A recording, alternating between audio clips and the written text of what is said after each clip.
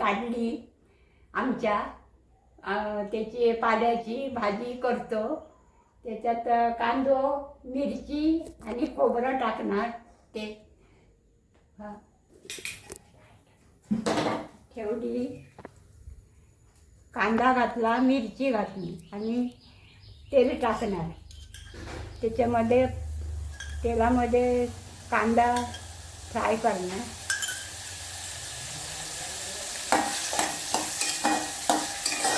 आणि मग त्याच्यामध्ये ती भाजी टाकणार।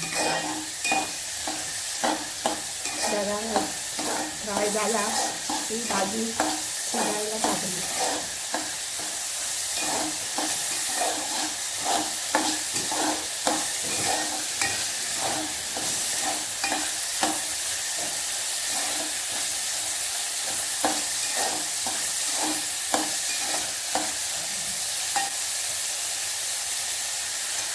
ही भाजी घालते आणि जरासं पाणी घालायचं आणि झाकण ठेवायचं आणि जरा वाफेवर शिजवायचं।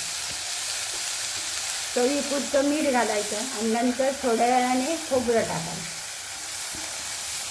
अशा प्रकारे भाजी करायला पाहिजे। शेवग्याच्या झाडाच्या पालं जरासं पाणी ओतते।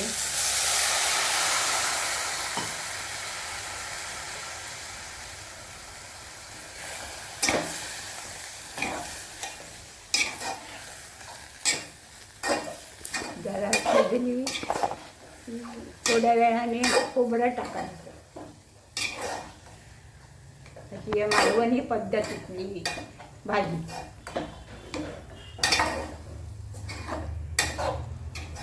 कशी करायची ती तुम्ही टाकू।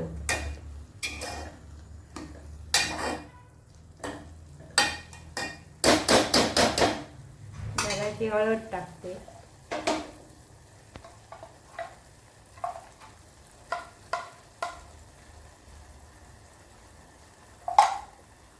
डाळ दाखवूया।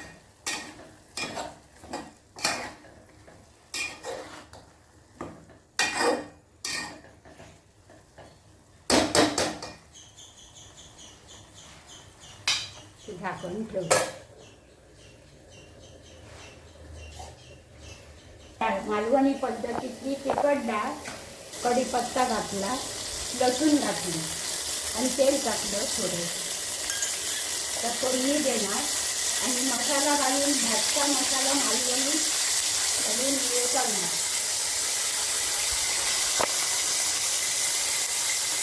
डाळीची आमटी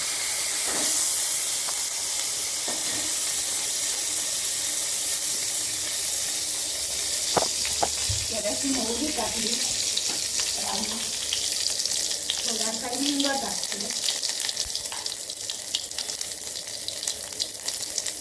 जरासा मसाला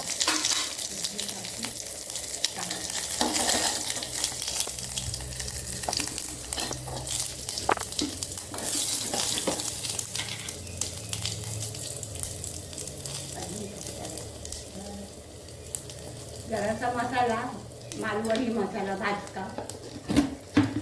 आता ही डाळ त्याच्यात ओतते।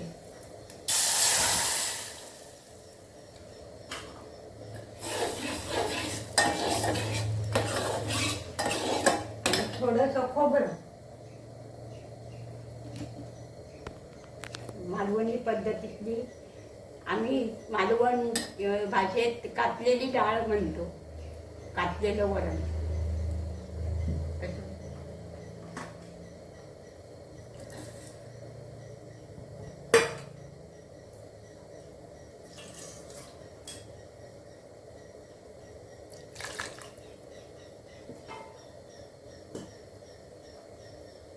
चवीपुरतं मीठ घालते।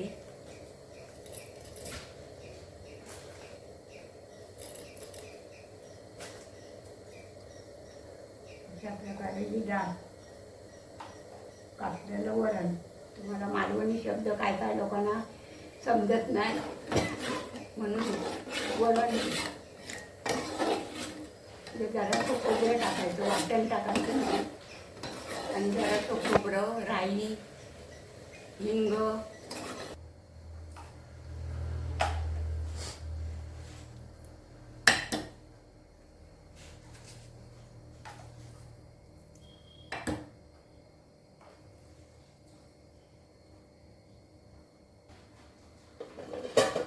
ही अशा प्रकारे डाळ केली.